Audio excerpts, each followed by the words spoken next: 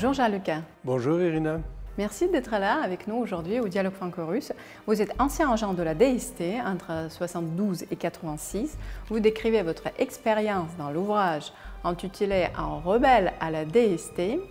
Voilà, et on vous connaît également suite à plusieurs émissions sur différents plateaux télé où vous commentez également la guerre en Ukraine. Ce dernier temps, on nous parle de la menace russe et plus précisément les ingérences supposées d'être russes ou autres pour déstabiliser les démocraties occidentales et notamment en France, ce discours, ce narratif est omniprésent. Les Russes sont partout, apparemment même j'ai attendu certains candidats aux européennes, les punaises de lit, c'est également une provocation du Kremlin. En tant que spécialiste de renseignement, pourriez-vous d'abord expliquer le principe d'ingérence? Où sont les réelles menaces? Et d'après vous, d'ailleurs, on sait tous très bien que quand M. Fillon a été auditionné par le Parlement européen, il a clairement dit qu'il y avait pas mal d'ingérence américaine, mais apparemment ce n'était pas le sujet de cette audition. C'est vrai, j'ai regardé l'audition de M. Fillon. Effectivement, quand on cherchait à le pousser pour dire que la Russie faisait de l'ingérence en France, et lui il a rétorqué que c'était plutôt les Américains qui la faisaient, je pense qu'il avait assez raison.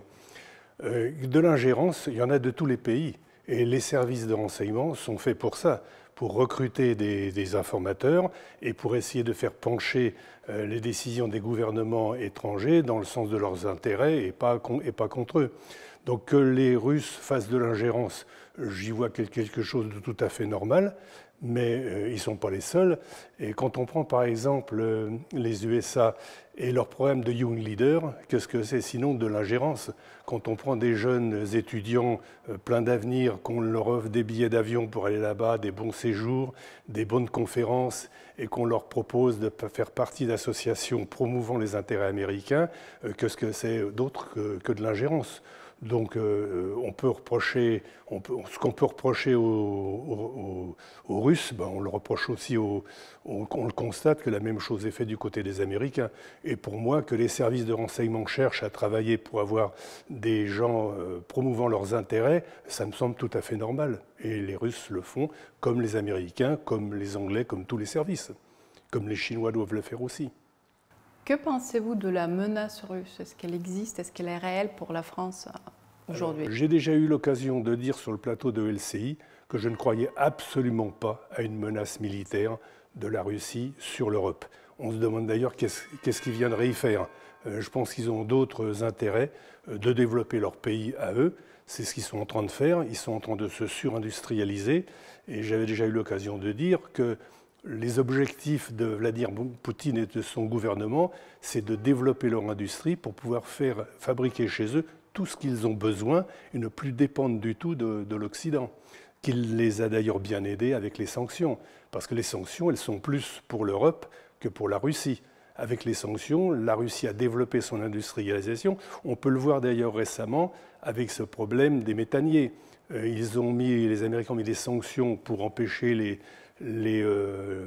Japonais, les Sud-Coréens pour vendre des méthaniers à la Russie. Le résultat, c'est que la Russie va développer une ligne de fabrication de méthaniers et que c'est une fois de plus une opération positive pour la Russie et une perte pour les autres pays.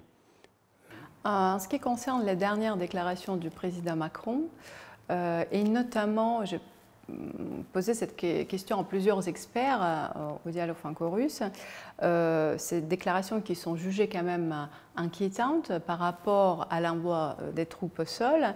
On sait très bien que les services de renseignement britanniques et notamment français sont sur place. Que pensez-vous de ces déclarations, de cette escalade? Et est-ce que c'est réel? Et l'envoi de troupes, est-ce qu'il doit s'effectuer? Ou peut-être c'est déjà le cas? Alors ça, je ne sais pas où en est exactement l'implication de l'armée française en Russie, en Ukraine. Moi, je n'en sais rien. Je pense que le président Macron est quand même lié avec Bruxelles et le gouvernement américain.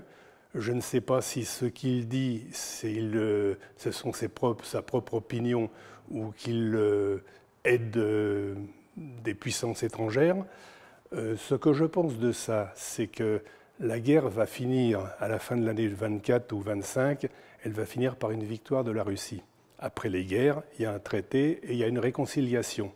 Et la réconciliation entre l'Europe et la Russie, je pense que c'est quelque chose qui n'est pas dans les intérêts américains. Et je pense qu'il serait bon pour les Américains que les armées européennes s'engagent là-bas, qu'il y ait des morts, et qu'à partir du moment où il y aura des morts, que les deux armées s'affrontent au détriment des armées européennes, ça j'en suis certain. Là, la réconciliation sera beaucoup plus difficile. Je pense que les USA sont en train de pousser l'Europe dans une situation qui les mettra dans l'impossibilité, du moins immédiate, de retrouver des relations normales d'amitié, solides, durables avec la Russie. Je pense que c'est ça l'objectif. Vous m'avez dit tout à l'heure que vous ne croyez plus à la souveraineté de l'Europe et notamment la France.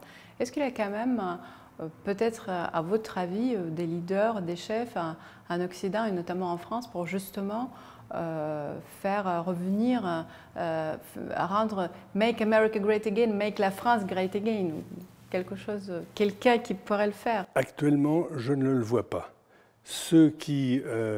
Tous les grands partis sont, personne ne veut sortir de l'OTAN, tout le monde reste dans l'Union européenne, tout le monde pense qu'il faut être pro-ukrainien.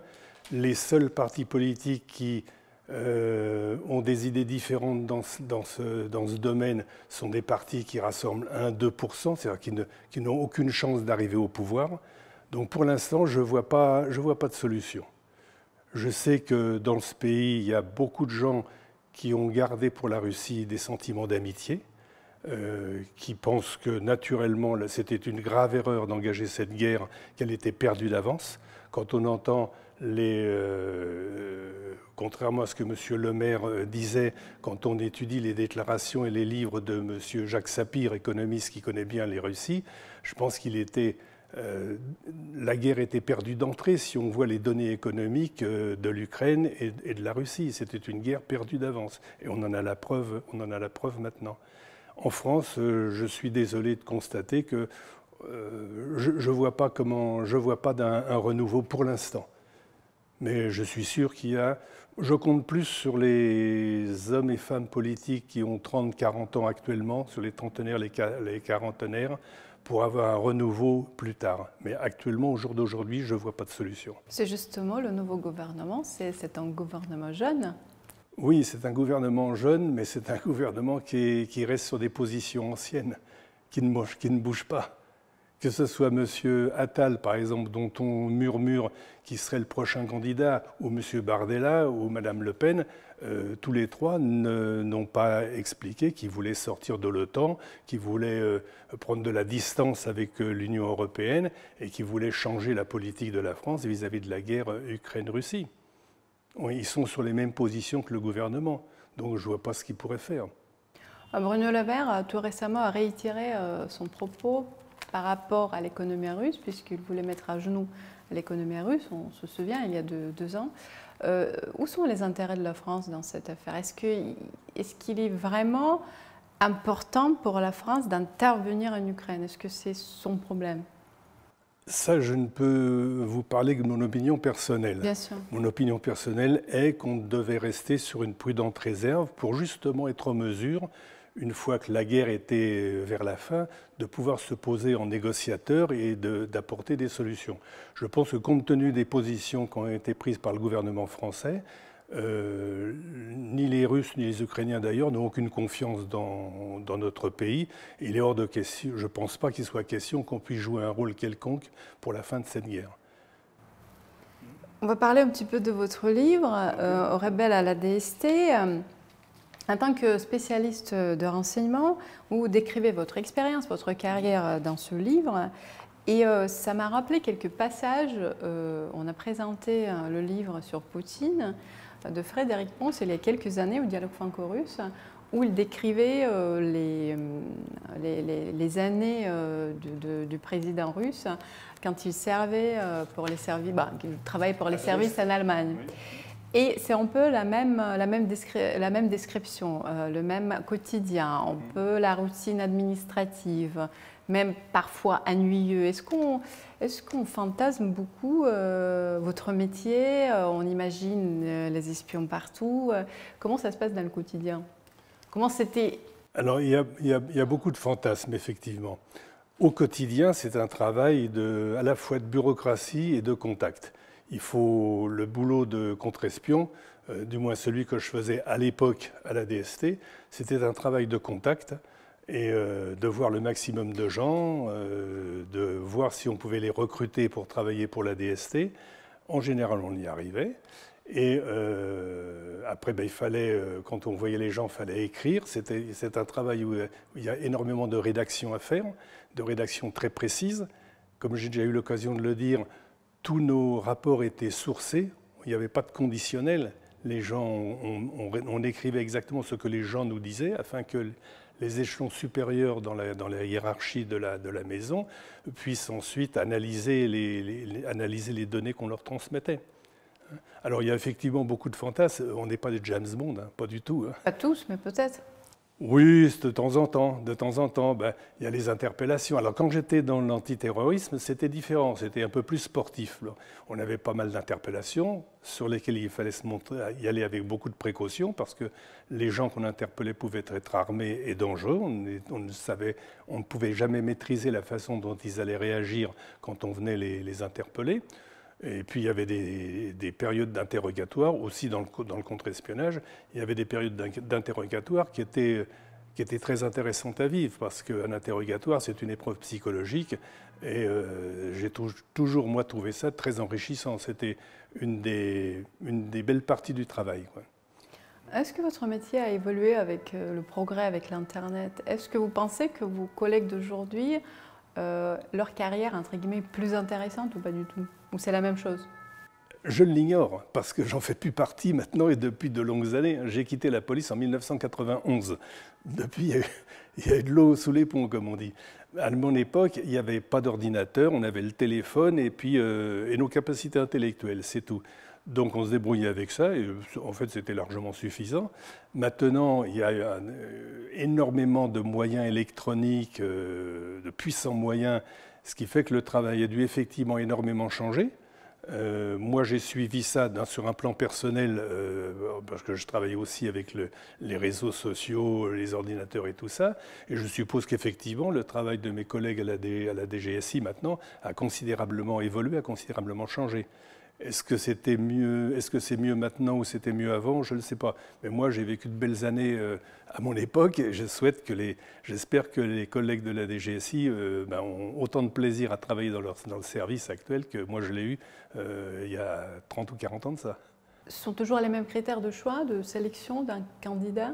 Alors, ça a changé quand même, parce que les services ont besoin de technique. Donc pour la technique, il faut des ingénieurs. Il y a beaucoup plus de mouvements de population. Avant, les gens bougeaient moins.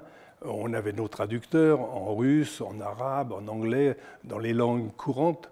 Maintenant, il y a énormément de langues à connaître. Le service doit recruter des linguistes avec beaucoup de précautions parce qu'il ne faut pas introduire, disons, le loup dans la bergerie, comme on dit. Donc oui, ça a changé. Il y a toujours c'est un recrutement à la base de policiers. La DGSI est une direction générale qui dépend du ministère de l'Intérieur, à côté de la direction générale de la police nationale. Il y a donc beaucoup de policiers, mais il y a aussi des linguistes, des contractuels dans toutes sortes de domaines et des ingénieurs aussi pour gérer tous les problèmes techniques, électroniques et tous les importants moyens qui ont été mis à la disposition du service. Vous devez quand même côtoyer vos anciens collègues, même si peut-être de loin. Ce qui m'intéresse, est-ce que ce sentiment anti-russe, général, des élites, je ne dis pas des sociétés civiles, puisqu'on a beaucoup d'amis et nos sociétés civiles veulent garder ce contact et ce dialogue, mais est-ce que ce sentiment général anti-russe est en quelque sorte un empêchement pour, justement, dans le service, pour une approche plus pragmatique? Est-ce que vous pensez que les services peuvent être manipulés de l'extérieur de cette sorte? Alors, Savoir ce qu'il se pense à la DGSI, j'en sais absolument rien, parce que je n'ai plus aucun contact avec des gens de mon ancien service depuis des années et des années.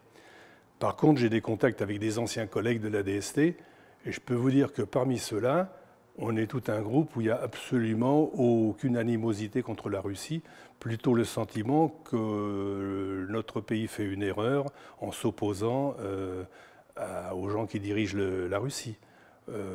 Moi, je suis un sympathisant pour la Russie, je suis pro-français, je vois les intérêts de mon pays, mais les intérêts de mon pays, j'ai toujours pensé qu'ils étaient dans le développement de liens d'amitié solides, durables avec la Russie. Et dans mes anciens collègues, il y a beaucoup de gens qui pensent aussi la même chose. Les collègues de la DGSI, je n'en sais absolument rien. Que les services soient manipulés, je ne le pense pas. Les services... les gens qui dirigent les services, les grands services comme cela, sont des gens qui ont une longue carrière de direction, qui ont l'habitude de diriger des grosses usines comme la DGSI, qui est quand même un service qui fait entre 5 000 et 6 000 personnes. C'est plus la DST de 1 500 personnes qu'on avait à l'époque. C'est vraiment des gros paquebots. Ceux-là, ces gens-là, ils sont nommés parce qu'ils sont nommés par des ministres qui ont confiance en eux, surtout confiance dans leurs capacités professionnelles, desquelles je ne doute absolument pas. Et puis, les gens qui dirigent les services sont des fonctionnaires, ils sont soumis à l'autorité politique, et en fait, ils dirigent les services tels que l'autorité politique leur demande de diriger.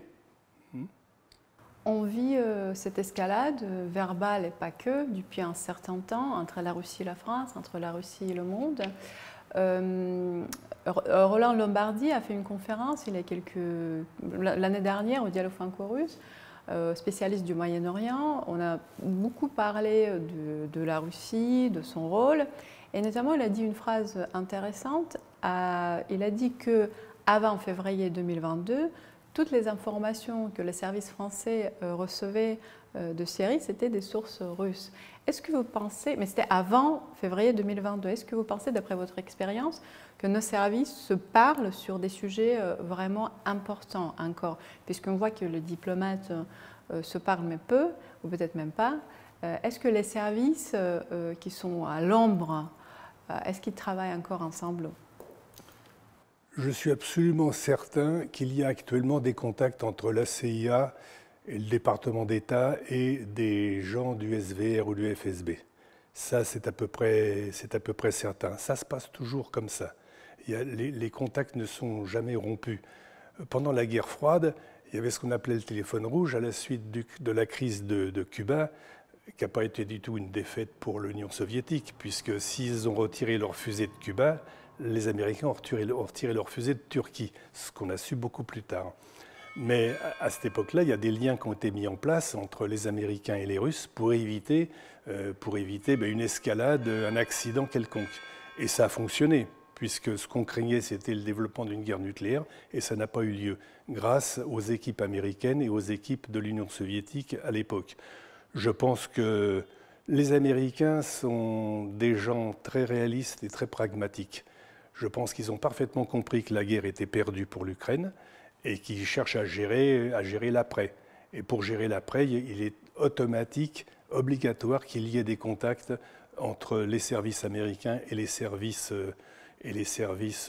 russes. Qu'il y ait des contacts entre les services français, anglais et russes, ça j'en sais rien. À la limite, je dirais que les Russes n'en ont pas besoin. Ils savent très bien qui commande là-dedans. C'est les Américains. Si les Américains décident que la guerre s'arrêtera, la guerre s'arrêtera. Votre carrière a été longue et vous gardez des souvenirs et des anecdotes de cette époque-là. Est-ce qu'il y a quelque chose que vous voudrez partager avec notre public concernant, je ne sais pas, votre expérience pendant justement l'époque soviétique? Est-ce qu'il y a quelque chose d'intéressant et de croustillant peut-être? L'intéressant, c'est quand on avait un service de sensibilisation qui était très performant. Et nos agents, les inspecteurs et les commissaires de la DST allaient dans les entreprises pour sensibiliser les commerciaux, les ingénieurs au danger de l'approche des services étrangers, pas seulement les services soviétiques, mais tous les services des autres pays. Et donc on faisait ce qu'on appelait des flags, parce que quand les ingénieurs rendaient compte à leur société, et ça venait vers nous, on avait un petit manège, on leur donnait des productions qui donnent à leur correspondant du KGB ou du GRU à l'époque, et à un moment donné, on ne pouvait plus fournir, sinon on aurait donné des vrais secrets professionnels. Donc il y avait ce qu'on appelait un flagrant délit. On arrêtait tout le monde.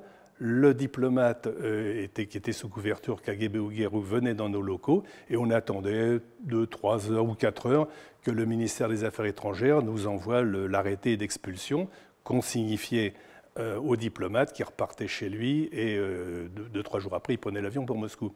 Et on avait, dans ces moments, moi j'étais jeune inspecteur à l'époque, hein, j'avais dans les 30 ans, et on avait en face de nous soit des jeunes, alors que c'était des jeunes officiers du KGB qui étaient un peu désolés de voir leur carrière interrompue, parce qu'ils savaient qu'après ils ne pouvaient plus revenir dans les pays occidentaux, soit des anciens, des colonels qui avaient 60 ans, qui eux étaient beaucoup plus détachés parce qu'ils avaient fait leur carrière et le restant ça les tracassait pas. Et on avait avec ces gens du KGB des relations tout à fait courtoises. À la limite, on était des collègues. Eux étaient dans leur service, nous dans le nôtre. Bon, ce coup-là, c'est eux qui avaient perdu. Ils s'étaient fait attraper. Mais pour moi, je les considérais plus comme des collègues que je ne les considérais pas comme des ennemis. Je ne les ai jamais considérés comme des ennemis. Ils faisaient leur travail. Bon, ben voilà, nous, on faisait le nôtre. De temps en temps, quand c'est eux qui gagnaient, c'est-à-dire qu'ils avaient recruté quelqu'un chez nous, on ne le savait pas par définition. Et si on le savait... Le boulot était bien fait, et quand on le savait, c'est qu'on les avait coxés, et là, c'est eux qui perdaient. Mais c'était un coup l'un, un coup l'autre, c'est tout. À vous écouter, c'était un beau vieux temps. Oui, c'était des relations qui étaient peut-être plus saines que maintenant. Il n'y avait pas de haine. J'ai jamais aimé le communisme, surtout les communistes français, quoique après... je me suis rendu compte que dans le Parti communiste français, il y avait beaucoup de braves gens. Les dirigeants, c'est autre chose, mais dans les militants, il y avait beaucoup de braves gens. Et je me suis mis des fois à la place de ces gens qui voyaient leur rêve communiste, parce que c'était un rêve pour beaucoup d'entre eux, ce rêve qui s'est écroulé en 91, parce que le système manifestement ne fonctionnait pas, et leur rêve communiste s'est écroulé, quoi. Et je me suis dit que chez ces gens-là, il devait y avoir... pour certains, pas mal de désespoir. Et maintenant, nous sommes dans le rêve atlantiste? Oui, pour moi, c'est pas un rêve. C'est pas un rêve. Mais est-ce que j'ai envie vraiment de savoir, je comprends qu'on ne peut pas tout savoir, mais est-ce que vous pensez que dans les services d'aujourd'hui, ce rêve atlantiste existe? Est-ce que les gens croient vraiment que les États-Unis, entre guillemets, ce sont nos amis, et l'Union soviétique, la Russie, mais pour certains, ça reste encore l'Union soviétique, ça reste notre ennemi. Est-ce qu'on est toujours dans cette polarisation, en fait? S'ils pensent toujours que les USA sont nos amis, je pense qu'ils n'ont pas assez lu pas mal d'ouvrages qui expliquent bien le contraire. Il y a maintenant des petits mouvements, je ne dirais pas des mouvements politiques, mais des sociétés de pensée, des groupes de pensée qui expliquent carrément, qui démontent un petit peu le caractère un peu agressif de la politique des USA. Dans plusieurs livres, on constate que depuis la libération, l'Amérique n'a fait que faire la guerre. J'ai beaucoup de respect et d'amitié pour le peuple américain, mais les USA sont quand même dirigés par des gens qui ont une vue impérialiste et qui n'ont pas encore compris, je pense, que la période où ils étaient la seule puissance, l'unique superpuissance, était terminée. À côté, il y a la Chine, il y a la Russie, il y a l'Inde, il y a le monde des BRICS qui émerge. Ils étaient 4 ou 5 l'année dernière, ils sont 10 maintenant. Chaque année, ils vont monter de 3 ou 4 pays. Et la puissance économique, en population, en PIB et en pouvoir politique des BRICS va arriver à largement dépasser celle des Nations Unies, qui actuellement ont montré leur incompétence, leur inefficacité totale. On peut le voir avec ce qui se passe au Proche-Orient. Les Nations Unies ne sont incapables de gérer le problème, alors que ce serait normalement leur rôle de le faire. Que doit-on attendre de ce qui se passe justement d'un conflit entre Israël et la Palestine, cette escalade qui est aussi très très importante et très dangereuse? Pas grand-chose de bien. Ça, je pense que autant les gens ont tort de s'inquiéter pour la guerre en Ukraine, qui pour moi sera finie à la fin de l'année ou au début 2025. Ça va se terminer par une victoire de la Russie et ensuite il va falloir gérer les conséquences et arranger les choses pour que les Ukrainiens retrouvent aussi un peu de paix, parce que c'est un véritable drame pour la population ukrainienne. Je ne parle pas du gouvernement, mais pour la population ukrainienne. La plupart des Ukrainiens sont russophones. C'est une guerre fraternelle, comme nous l'avons eu avec les Allemands. On s'est massacré avec les Allemands en 14-18, en 39-45, et ce sont vraiment des guerres fraternelles. Entre les peuples, on n'avait pas à se faire la guerre. Et ce qui se passe au Moyen-Orient, il ne faut pas s'arrêter au 7 octobre. Le 7 octobre, c'est le jour où le couvercle de la cocotte minute a explosé. Mais il faut remonter à 1948 ou même en 1920, lors de la déclaration Balfour. Les problèmes viennent de là. Ils n'ont jamais été réglés. Les Nations Unies n'ont pas fait le travail parce que les Américains ont toujours mis un veto aux décisions qui avaient été prises par les Nations Unies, et on en arrive à la situation de maintenant. Je ne sais pas ce qu'elle va devenir. À mon niveau, je n'ai aucune information pour permettre de savoir, mais je pense que les Israéliens n'ont pas le gouvernement actuellement qu'ils mériteraient d'avoir. Le gouvernement actuel les dirige vers une situation, dans une direction qui est vraiment dangereuse pour le peuple juif. Et pour moi, c'est aussi un drame pour les Juifs de voir leur pays partir dans cette direction-là. Un drame aussi pour les Palestiniens qui petit à petit se font tuer les uns après les autres, quoi. Que voudriez-vous dire à nos dirigeants? Est-ce qu'il faut maintenir le dialogue entre la Russie et la France? Bien sûr qu'il faut le maintenir, bien sûr, mais on ne va pas le maintenir en menaçant les Russes d'envoyer des troupes. Et honnêtement, l'armée française n'est plus en état de faire une guerre de haute intensité comme elle se passe là-bas. Plusieurs militaires l'ont dit. Moi, je n'ai pas de connaissances militaires spéciales. Je n'ai fait qu'1 an de service militaire dans un régiment parachutiste, mais je lis suffisamment de choses pour savoir que notre armée, elle est désarmée. On a une armée d'échantillons avec des combattants remarquables. On a des régiments d'élite, mais on a maintenant une armée de forces spéciales, je dirais. Et ce n'est pas suffisant pour faire une guerre de haute intensité comme celle qui se passe là-bas. On a perdu l'habitude de ça. Merci Jean-Luc de maintenir notre dialogue franco-russe. J'invite tous nos auditeurs à lire Un rebelle à la DST pour connaître un petit peu plus de mystère et peut-être au contraire démystifier le métier. Et je vous invite à notre prochaine conférence à Paris le 16 mai. On va parler des empires, de la guerre, et on va toujours chercher la paix. Merci. C'est moi qui vous remercie et je serai présent à votre réunion.